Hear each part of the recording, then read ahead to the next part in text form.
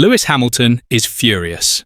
After a shocking Q1 elimination at the Belgian Grand Prix, the seven-time world champion has openly blamed the FIA, sparking fresh controversy in the Formula One world. His frustration was clear, his words direct, and his message unmistakable. Something isn't right. While Ferrari continues to struggle through a turbulent season, Hamilton's early exit adds yet another painful twist to the story. But this time, he's not just blaming himself. Instead, his sharp criticism is aimed squarely at the sport's governing body. So what really happened at Spa? Why is Hamilton calling out the FIA? And what does this mean for Ferrari's already fragile campaign? Let's dive straight into the drama. Hamilton didn't hold back after the session. Just moments after being knocked out in Q1, he made it clear that he wasn't happy. Not just with the result, but with the people running the sport. The track limits rule had once again come into play, and this time it cost him dearly. His fastest lap was deleted for going just beyond the white line at turn 4, ending his qualifying early and leaving him 16th on the grid. Speaking to the media, Hamilton questioned the consistency of the FIA's decisions, suggesting that the enforcement of track limits has become too harsh and unpredictable. He openly blamed the officials, saying the judgment felt unfair, and pointing out that he had taken similar lines in earlier laps without any issue. His tone was sharp, his frustration real, and his disappointment deep. For a driver of his experience and success, this kind of exit wasn't just a setback, it was unacceptable. It all came down to one moment in Q1. Hamilton was pushing hard on his final flying lap, trying to drag his Ferrari into the next session, but then the news came through. His time had been deleted. The reason? A track limits violation at turn 4. According to the FIA, all 4 wheels had gone beyond the white line, which automatically cancels the lap. That single decision dropped Hamilton down to 16th, ending his qualifying right there. It was a brutal blow, especially after a rough Friday where he spun during sprint qualifying and could only manage 18th. That moment was already frustrating for him, and now this added even more weight to what was shaping up to be a nightmare weekend. Right after hearing the result, Hamilton said simply, "I don't agree, no, but I'm out." He didn't try to hide his feelings. It wasn't just disappointment, it was confusion, frustration, and disbelief. For a driver used to competing at the front, being knocked out so early felt like something had gone very wrong, and in his eyes, the FIA's call was a big part of it. After the lap was deleted, Hamilton didn't just accept it and move on, he questioned it. He insisted that he had been taking that same line at turn 4 throughout the weekend and had never been penalised for it before. To him, it didn't make sense that suddenly, on the most important lap of the session, it was ruled out of bounds. He made it clear that he planned to raise the issue with the stewards, hoping to understand how the decision was made. At first, even the TV replays didn't clearly show whether all 4 wheels had gone over the line, which only added to the confusion. But later, the FIA revealed they had access to extra camera angles that confirmed the breach. Still, Hamilton wasn't fully convinced.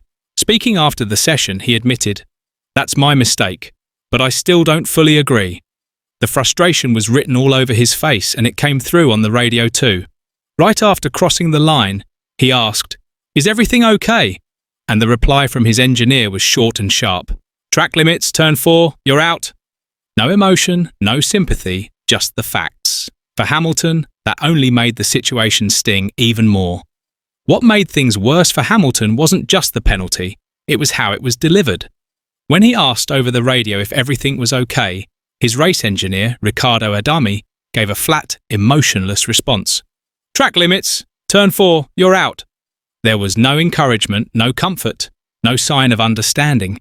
It was a sharp contrast to what fans are used to hearing when Hamilton worked with his longtime engineer Peter Bonington, better known as Bono, at Mercedes. In tough moments like this, Bono often gave a calm, supportive tone, reminding Hamilton they'd bounce back together. That kind of human connection felt missing here. Sky Sports analyst Ted Kravitz even pointed it out, saying the message from Adami lacked the empathy drivers usually need after a gutting result. It's a reminder that Hamilton is still new at Ferrari, and the bond between driver and engineer hasn't fully developed yet. Moments like these could have been a chance to build morale and show unity, but instead, it just highlighted the cracks in the team's communication. While Hamilton was struggling at the back, his teammate Charles Leclerc was having a much better weekend. Leclerc managed to put his Ferrari on the second row, qualifying an impressive P3 and showing that there was still some pace in the car. Ferrari had brought a few updates to the Belgian Grand Prix, including changes to the rear suspension, which were expected to help with stability and grip. Leclerc said the car felt slightly better and that the changes were heading in the right direction, but he was careful not to exaggerate their impact.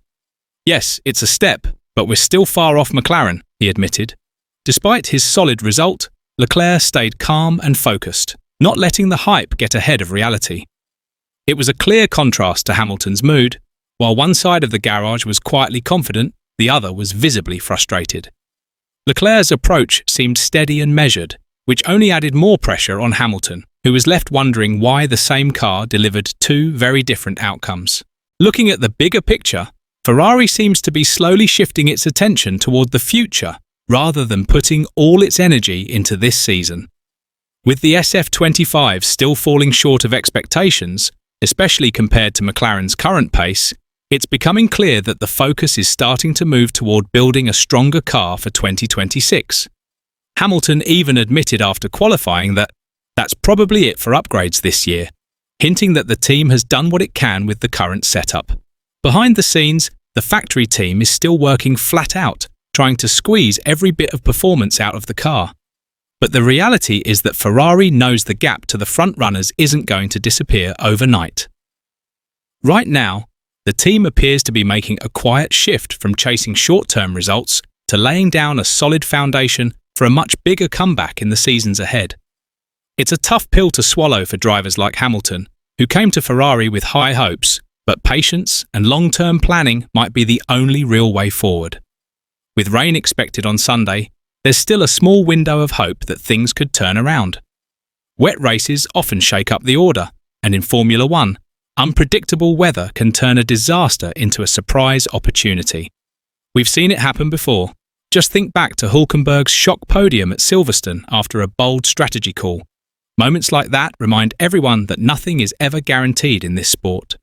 Hamilton knows that too. Despite the frustration, he didn't completely rule out a comeback, saying, "Anything can happen. I have no clue for tomorrow." It's clear he's trying to mentally reset, even if it won't be easy from where he's starting. If the weather plays into Ferrari's hands and the team nails the strategy, there's still a slim chance Hamilton could claw his way back into the fight. It's not ideal, but in a season full of ups and downs, even a little bit of chaos might be exactly what he needs. It's shaping up to be a weekend Lewis Hamilton will want to forget, but the questions raised won't disappear so quickly. The FIA's handling of track limits is once again under the spotlight, and Hamilton's frustration has only added fuel to the ongoing debate about fairness and consistency in Formula One. At the same time, Ferrari is still searching for answers, trying to figure out how to turn potential into real performance before the season slips away completely. The pressure is building on all sides, and fans everywhere are watching closely. But what do you think? Was Hamilton treated unfairly? Did the FIA go too far? Or was it just a simple mistake?